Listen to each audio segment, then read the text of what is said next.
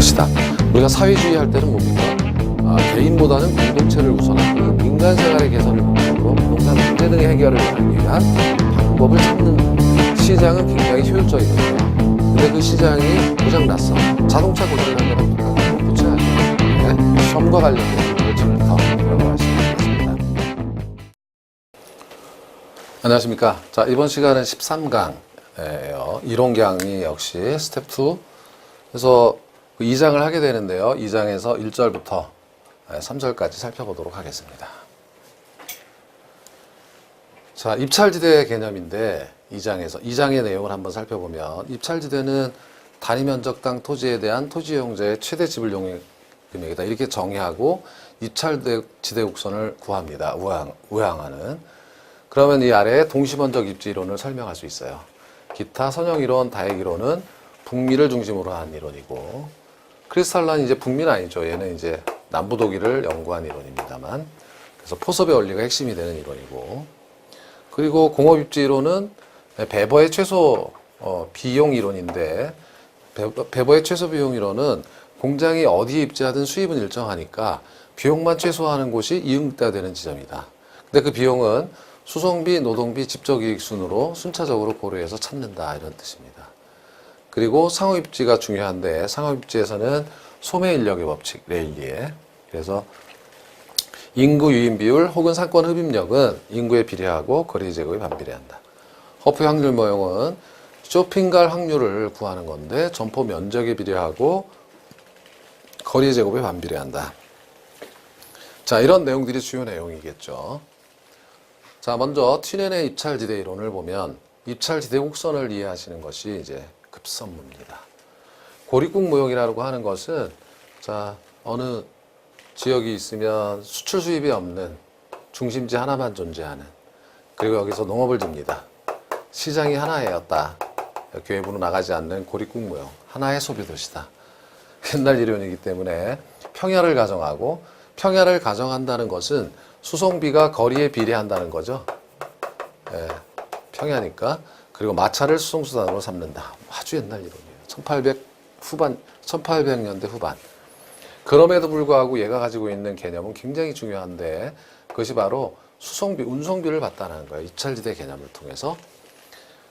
자, 입찰지대의 개념은 어떤 것이냐라고 한다면, 입찰지대란 정의하기를 단위 면적 토지에 대한 토지 이용자의 최대 지불 용의 금액이다. 이렇게 정의하는 거죠. 입찰이라고 하는 것은, 자, 경매예요, 경매.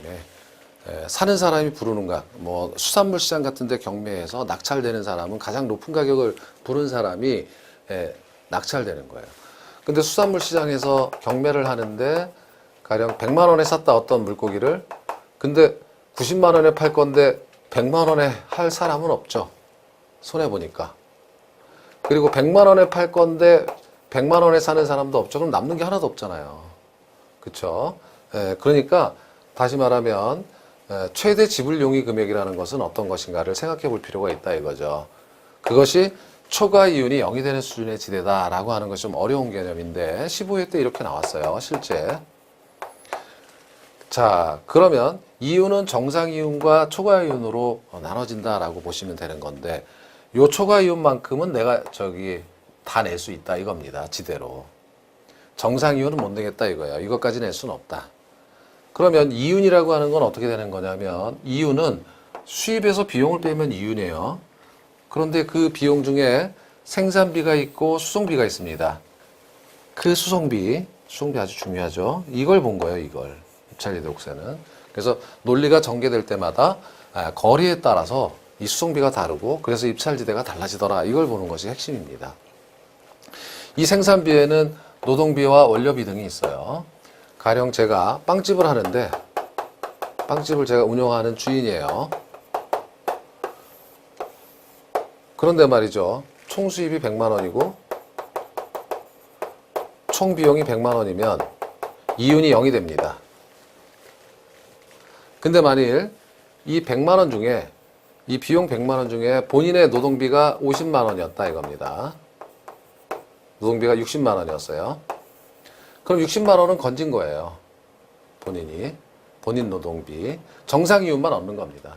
내가 빵집을 안 하고 다른 데 가서 직장에 취직해서 일을 하더라도 60만 원 벌 수 있다. 이게 정상이윤이에요. 정상이윤. 최소한 정상이윤은 얻어야 내 인건비를 건져야 이 빵집을 운영할 거 아닙니까? 그게 정상이윤의 개념이에요. 그래서 경제학에서는 정상이윤이 어떤 생산물이 생산되기 위해서 최소한 필요한 이윤을 정상이윤이라고 정의하는 겁니다. 그런데 그거보다 더 벌었어. 가령 120만 원에 팔아가지고 60만 원에다가 플러스 20만 원이 더 나왔어요. 이거 초과이윤이라고 해요. 그러니까 마찬가지예요. 어떤 농지가 경작돼서 내가 지대를 지불할 수 있는 최대 지불 용의 금액도 초과이윤까지만 지대로 낼 수 있는 거지, 이거 60만 원 밑으로 내면 농사 지을 리가 없잖아요. 그 뜻이에요. 그래서 총이윤 중 정상이윤만 얻고 남는 나머지 금액이 초과이윤이고, 그 초과이윤까지 전부 다 낼 수 있다. 가령 총이윤이 120만 원인데 정상이윤 100만. 내가 딴 데 가서 일해도 100만 원 벌어. 그런데 여기서 일하면 20만 원을 더 벌 수 있어. 그럼 내가 낼 수 있는 지대는 최대 20만 원이다 이 뜻이에요. 20만 원을 내게 되면 어떻게 됩니까? 나의 초과이윤은 0이 되죠. 초과이윤이 0이 되는 수준의 지대란 토지 이용자가 초과이윤만큼을 지대로 낼 수 있다, 이런 뜻입니다. 자, 이게 조금 까다로울지 모르겠지만 실제 시험에서 이렇게 이제 문장이 나와가지고요. 자, 그럼 입찰지대 곡선을 봅시다 라는 거죠. 자, 입찰지대 곡선은 아까도 보셨지만 총 이윤의 결정 요소는 보시면 수입에서 비용을 빼는 건데, 이 비용은 생산비와 수송비로 구성되어 있었는데, 이 수입이라는 것은 가격, 생산물의 가격 곱하기 수량이겠죠. 근데 일정합니다, 이거는. 어느 지역에서든 비용도가 뭐 차이가 난다 가정하는 게 아니니까. 비용도 생산비는 일정해요. 그런데 뭐가 달라지냐면 수송비가 달라져요. 그래서 이윤의 구성 요소 중에 수송비가 거리에 따라 달라지죠. 그러면 낼 수 있는 돈의 금액은, 자, 시장에서 가까울수록, 가령 B에서 A로 갈수록 가까울수록 수송비가 감소하고, 그쵸, 일로 왔으니까 수송비가 감소하는 만큼 비용이 적게 들어서 더 많이 낼 수 있다, 이렇게 되는 거죠. 감소함으로 지불할 수 있는 금액은 증가한다, 이렇게 되는 거고. 이번엔 노란색을 보면 마찬가지예요. 시장에서 멀어질수록 수송비가 증가하기 때문에 낼 수 있는 돈이 줄어들겠죠. 네, 입찰지대가 감소하는 겁니다. 따라서 입찰지대 곡선은 이렇게 우하향하게 되는 거예요. 그런데 한계지라는 것은 이제 더 이상 남는 게 없는 지역이에요. 여기서는. 여기 수송비가 너무 많아가지고 여기서는 낼 수 있는 돈이 없는 지점이 한계지입니다. 여기 바깥에서는 절대 경작이 될 수가 없어요.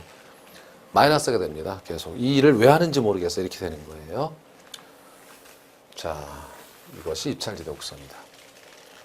그런데 입찰지대 곡선의 기울기를 물어본 시험도 있어요. 물론 15회 때 어려워서 그런데, 그러면 입찰지대 곡선이 우향한다고 했고요. 이 우하향하는 입찰지대 곡선의 기울기란 바로 이 부분을 의미하는 거죠. 이게 기울기. 자, 이 기울기를 이해하는 것은 중요하긴 해요. 왜냐하면 이 기울기가 업종마다 달라요. 산업마다 다르기 때문에 입지가 나오는 거거든요. 그래서 한번 생각해 볼 필요는 있다, 이겁니다. 자, 그렇다면 이 기울기는 직각삼각형이 되는 거고, 직각삼각형의 기울기는 밑변분의 높이입니다. 밑변분의 높이예요. 그러니까 예를 들어서 밑변은 거리가 되고 높이는 지대가 됩니다 라고 하는 거예요. 그런데 우리가 아까 이미 봤지만 중심지 쪽으로 들어갈수록 어떻게 됩니까? 지대가 증가되죠. 입찰지대가. 지대가 이렇게 올라간다는 뜻은 수송비가 그만큼 감소되는 만큼 더 낼 수 있다는 거죠. 증가되는 지대는 지대 곱하기 단위면적당 지대 곱하기 토지 이용량을 곱하면 되고, 감소되는 수송비는 한계 운송비, 이거는 1km당 수송비. 그런데 5km를 걸어갔어 10,000원인데 그럼 5만 원이 줄어들었죠. 전체 수송비는. 그래서 한계 수송비 곱하기 거리. 이렇게 줄어든 만큼 지대를 더 내더라. 그러면 이거를 이 식을 거리분의 지대로 이렇게 가고 얘가 분모로 오죠. 바꾸면 자, 토지 이용량분의 한계 운송비가 됩니다. 이것이 15회 시험이었어요. 그러니까 이 말은 어떤 말이냐면 한계 운송비가 클수록 기울기는 커진다. 커지는 걸 중심으로 하면 토지 이용량이 작을수록 기울기는 커진다. 분모가 작거나 분자가 크면 커지는 거죠. 수식은. 그러니까 다시 말하면 이렇게 기울기가 크다는 것은 기울기가 크다는 것은 한 개 운송비가 크다는 거예요. 그러니까 한 개 운송비는 킬로미터당 수송비가 10,000원이 아니라 20,000원이라는 거죠. 5km를 들어갈 때 5만 원만 줄어드는 게 아니라 이렇게 더 줄어드는 거죠. 한 개 운송비가 클수록 더 많은 지대를 낼 수 있다는 거죠. 그러니까 기울기가 가파라지는 겁니다. 그리고 토지 이용량이 작다는 것은 가령 이걸 생각해 보시면 돼요. 농업의 입찰지대 곡선과 입찰지대와 상업지의 입찰지대 곡선. 어떤 게 토지 이용량이 많아야 됩니까? 농업이 토지 이용량이 엄청나게 많죠. 상업은 위로 뻗으면 되니까. 그러니까 농업 같은 경우는 외곽으로 나와야 되니까 이게 완만해지는 거고, 상업용 같은 경우는 가파라져서 안쪽에 입지하게 되는 그런 구조를 보이게 되더라라고 하는 거예요. 그리고 우리가 아까 얘기를 할 때 이윤이라는 것은 총 수입에서 비용을 빼는 건데, 이 수입이 많을수록 어떻습니까? 이윤이 커지고, 이윤이 커진다는 것은 초과 이윤도 커져서 더 낼 수 있는 거죠. 지대를 어느 지역에서. 그렇다면 여기다 하나를 추가한다면 생산성이 클수록 지대는 높아진다 이거. 입찰지대 곡선 기울기는 가파라진다 이겁니다. 그래서 이렇게 기울기를 한번 생각해 보는 것도 중요하고, 그러니까 세 가지를 생각하셔야 돼요. 한 개 운송비가 클수록 생산성이 클수록 기울기는 커지는 거고, 토지 이용량이 작을수록 기울기는 커지는 거예요. 이렇게 해보는 이유는 작물마다 생산성, 한 개 운송비, 토지 이용량이 달라요. 그러면 작물마다 입찰지대 곡선의 기울기가 다를 거다 이렇게 결론을 내릴 수가 있어요. 가령 쌀의 입찰지대 곡선의 기울기와 보리의 입찰지대 곡선의 기울기가 그림처럼 다를 수가 있는 거죠. 아까 이유 때문에. 그럼 여기서 입지가 나온다는 거예요. 자, 중심지로부터 이렇게 이제 발음이 안 돼요. 기울기가 다르다는 것은, 자, 토지 주인 입장에서는 자, 가장 높은 지대를 지불할 수 있는 입지 주체에게 토지를 할당하겠죠. 자, 점선, 입지 교차 지대론, 교차된 점을 중심으로 왼쪽은 쌀이 더 높은 지대를 낼 수 있죠. 오른쪽은 보리가 더 높은 지대를 낼 수가 있어요. 그러면 왼쪽은 쌀이 경작되고 이만큼까지는, 여기까지는 보리가 경작되는 겁니다. 근데 옥수수의 입찰지대 곡선이 또 이렇다라고 하면, 자, 이 교차점을 중심으로 여기까지는 옥수수가 경작되는 겁니다. 이걸 도시구조에 응용해봐도 결국 같겠죠? 자, 상업용 부동산은 토지 이용량도 작고 생산성도 크기 때문에 입찰지대 곡선의 기울기가 가령 주거용보다는 가파라요. 그러니까 여기 도심 안쪽은 상업용이 들어서고 외곽은 주거용이 들어섭니다. 공업용이 또 있다라고 해도 마찬가지죠. 여기서부터 여기까지는 공장이 이 땅을 사용하게 됩니다. 나머지 땅을. 그래서 이렇게 도시구조가 동심원적 도시구조를 가지더라라고 하는 겁니다. 자, 그럼 교통이 발달하면 입찰지대 곡선은 기울기가 완만해진다 이거예요. 기울기가 완만해지는 과정을, 이게 어떤 산업인데 원래 입찰지대 곡선의 기울기가 이렇게 돼 있어요. 교통이 발달하면은 이렇게 됩니다. 일단 이렇게 교통이 발달하면 한 개 운송비가 떨어지겠죠. 그러니까 지대가 이렇게 낮아집니다. 지대가 낮아져요. 지대가 낮아지니까 이렇게 점선으로 이동합니다. 토지 수요가 증가할 테니까. 그래서 하얀색 실선에서 노란색 점선으로 기울기가 이렇게 완만해진 겁니다. 이렇게 되면 도심 안쪽의 지대는 하락하고 도심 외곽의 지대는 상승하며 한계지는 확장되는 결과가 나와요. 우리 직관처럼. 그래서 한계지 확대되고 외곽 지역 토지 수요 증가되고 외곽 지역 지대는 상승하고, 지대가 올라가면 아껴 사용해야죠. 그걸 집약화라고 해요. 그러니까 외곽도 좀 고층화될 수 있고. 그래서 교통의 발달은 도시 구조를 확장시키는 역할을 할 수가 있다라는 시사점을 얻을 수가 있어요. 근데 교통만 발달하는 것이 아니라, 자, 도시가 커지면서 소득이나 인구가 증가해도 마찬가지입니다.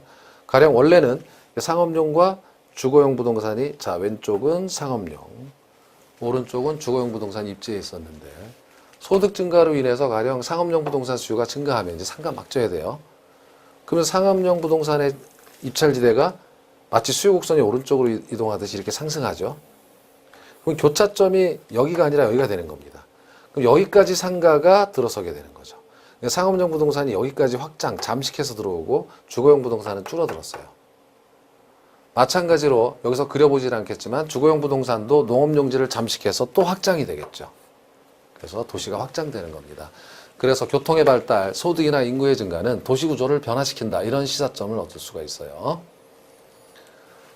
자, 이것을 도시 내부 구조에 응용하면 이제 동심원 이론이 나올 수가 있어요. 가령 자, 시카고에 있는 여러 업종 중에 산업마다 입찰지대 곡선의 기울기가 다를 테니까.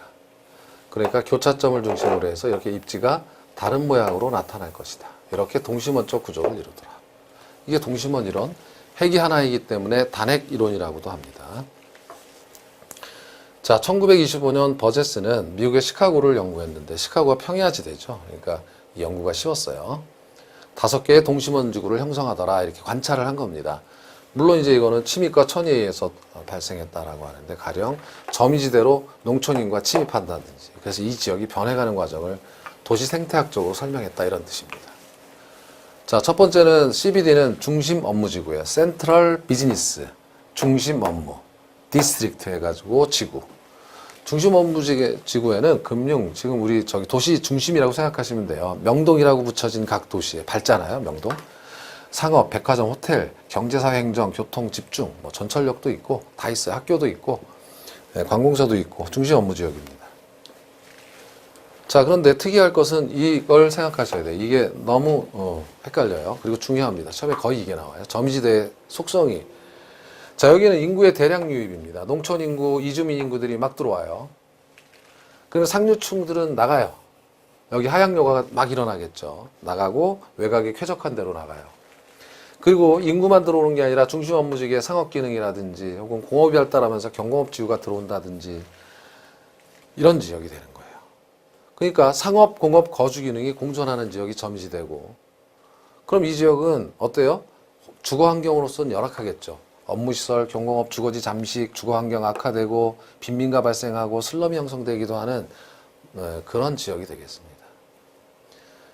자, 이제는 근로자 주거 지역은 여기 이제 공장도 나오고 하니까 여기서 이제 출퇴근해서 근로자 혹은 저소득층 주거지대가 형성되고 잘 살수록 외곽으로 나가. 중산층은 외곽에 나가더라. 그리고 통근자, 가장 먼 데는 통근자다. 이렇게 해서 여러분께서는 점지대를 중심으로 생각하시면 되겠어요. 자, 그런데 1939년은 1925년과는 다르죠. 15년이 지났어요. 강산이 변했어요. 자, 여기서는 교통이 발달했어요. 이렇게 교통이 발달하자 어떤 현상이 벌어졌나 하면은 이렇게 교통이 발달하니까 도시 구조가 동심원이 깨졌어요. 호이트라는 사람이 미국 주택지 형성 과정을 조사했더니 이제 CBD에서 동심원이 아니라 이게 뻗어나갔다. 선형, 부채꼴이나 쐐기 모양으로. 왜냐하면 도로를 중심으로 이렇게 모일 테니까. 방사형으로. 뻗어나간다는 것을 방사라고 하죠. 주요 도로, 간선도로라고 하죠. 기간이 되는 도로예요. 간선도로, 서부간선도로 막 그러죠. 근데 엄청 막혀요. 자, 그래서 그 간선도로를 따라서 소득계층별로 주거지구가 분리되어 있다라고 하는 거. 자, 그것을 지적했다. 그래서 그 모양이 선형이라는 게 이제 부채꼴 모양이다. 이렇게 동심원이 아니라 이런 모양이다. 쐐기 모양이다. 이렇게 해가지고 이름이 붙여졌다라는 겁니다.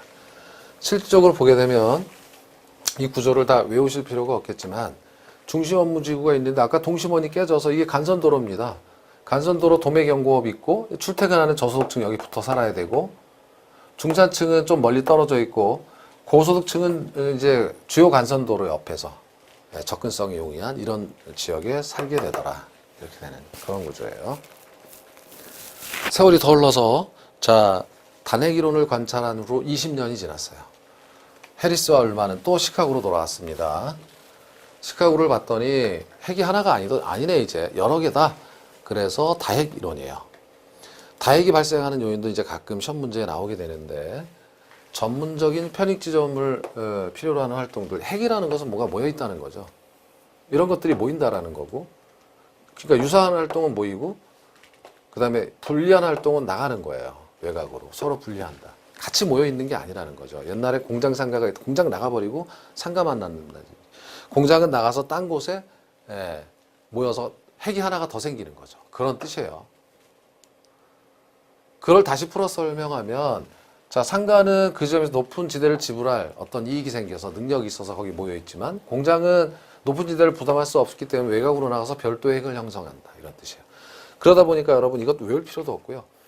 그냥 느껴보시면 돼요. 이거 중심업무지구였는데 기존에 핵이 얘 하나만이 아니라 여기도 핵이고 여기 다 핵이 됐다 이거예요.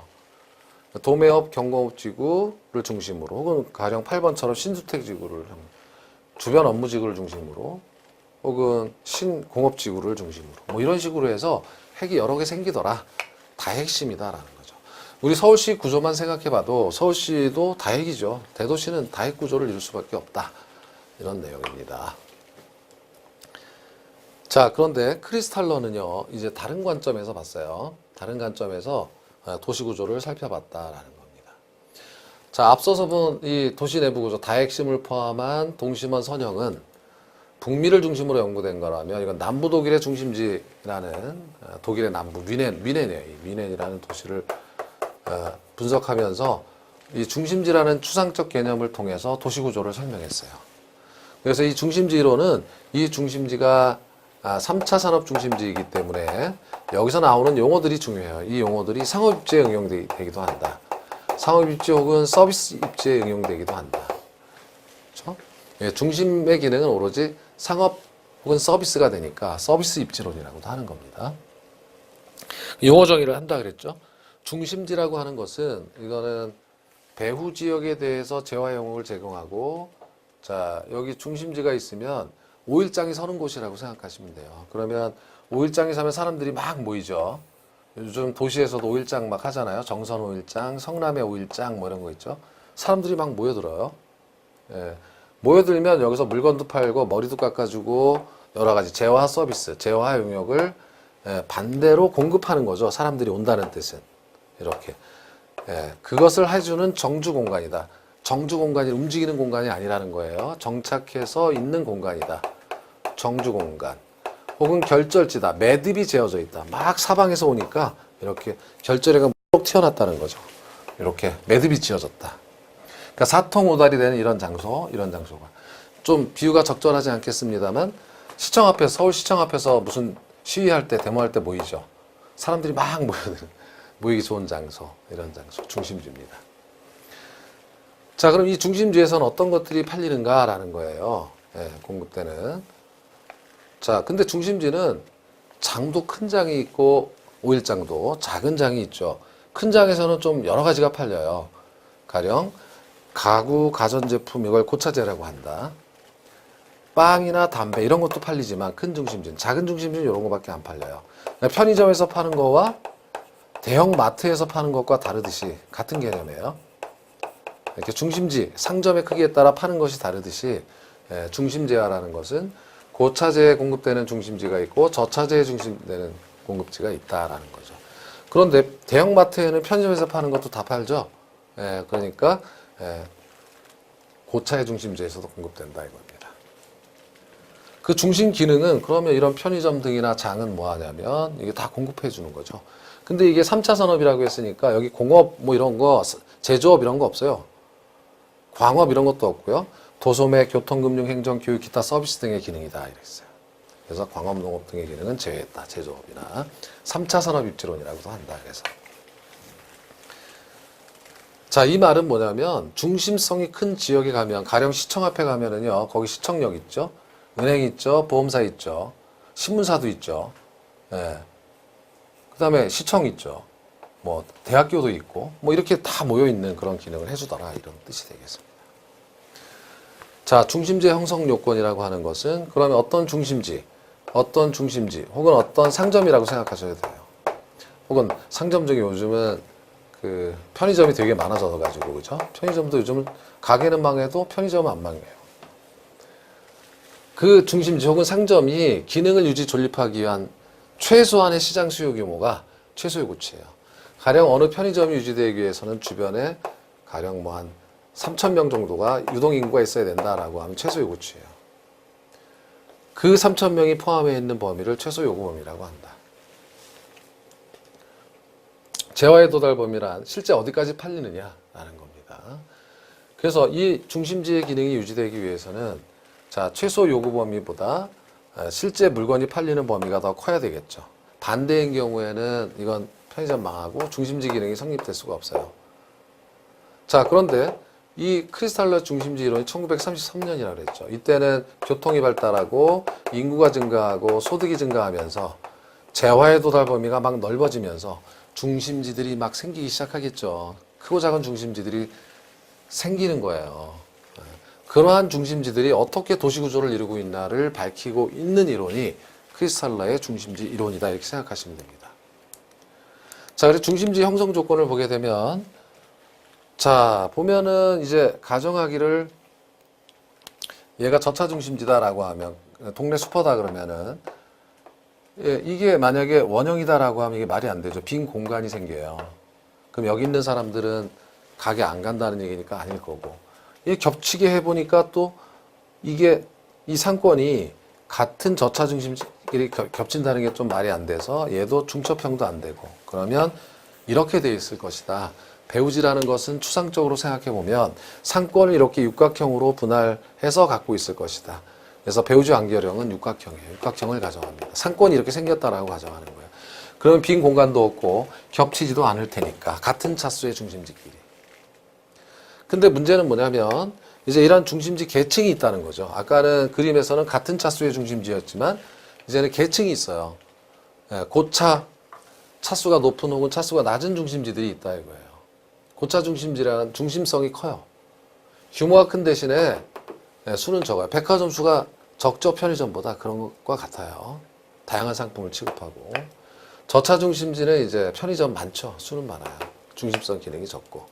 그래서 구분해 보면 고차 중심지는 최소 요구치 당연히 크죠. 저차보다.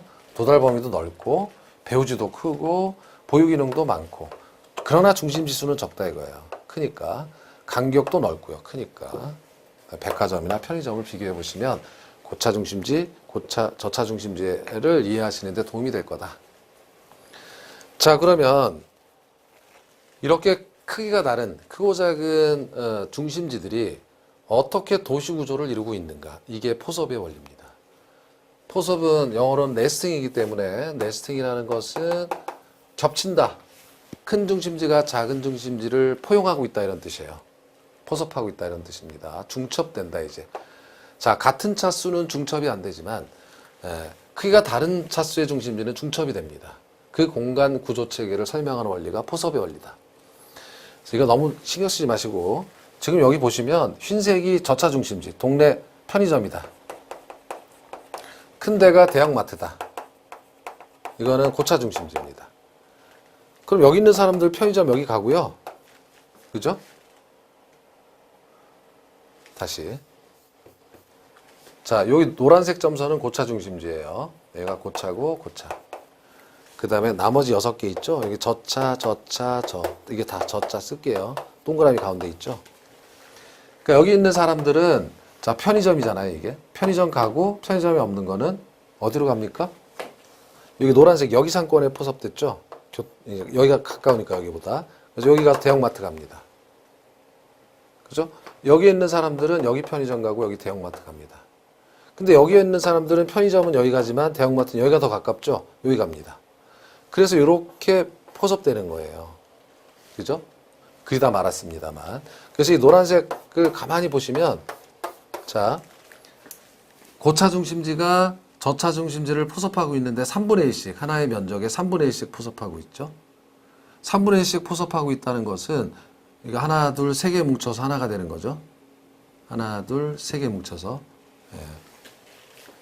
그래서 하나, 둘, 세 개 뭉쳐서 하나, 하나, 둘, 세 개 뭉쳐서 하나. 여기까지 2개가 되고 여기 가운데는 완전히 포섭됐죠.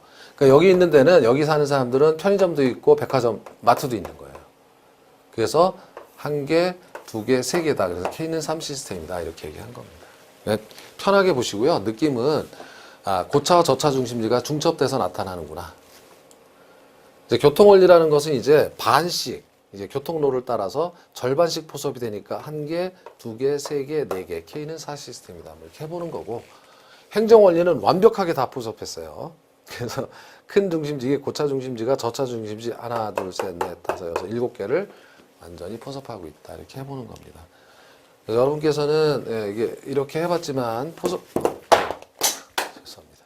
포섭의 원리라고 하는 것이 작은 차수의 중심지와 그다음에 큰 차수의 중심지가 이렇게 분할 포섭되어서 나타나더라 하는 원리다. 이게 도시구조다. 이런 겁니다. 자, 다음은 3절에요. 입지 요인과 공업 입지인데 입지의 종류가 주거 입지는 쾌적성을 위해서, 공업 입지는 생산성, 경제성, 상업 입지는 수익성을 위해서 존재한다. 자, 이거는 이제 이런 거예요. 공장이 어디에 있어야 되냐? 원료 지향 산업은 여기 있어야 된다 이거예요. 왜? 제품 수송비가 더 적고 원료 수송비가 크기 때문에 원료 근처에 공장을 입지해서 가벼운 제품을 수송한다 이겁니다. 이렇게 되니까 중량이 감소한다 해서 중량 감소 산업이고, 수송비가 절대적으로 많은 재련, 식품가공, 시멘트가 그렇다. 아니, 재련은 이 광산을 옮겨다가 시장 옆에서 하면 안 되잖아요. 여기서 철만 이렇게 정제해가지고 이렇게 가면 되잖아요. 이런 뜻이고요. 시장 지향은 반대로 공장이 여기 있어야 된다. 왜? 제품 수송비가 너무 커서 원료를 수송해 와가지고 여기서 공급하는 게 낫다 이겁니다. 중량이 이렇게 증가하니까 중량 증가 산업이다. 또한 부패성 재화는 시장 근처에서, 다양한 원료를 투입하는 것도 시장 근처에서 이렇게 하는 것이 낫다.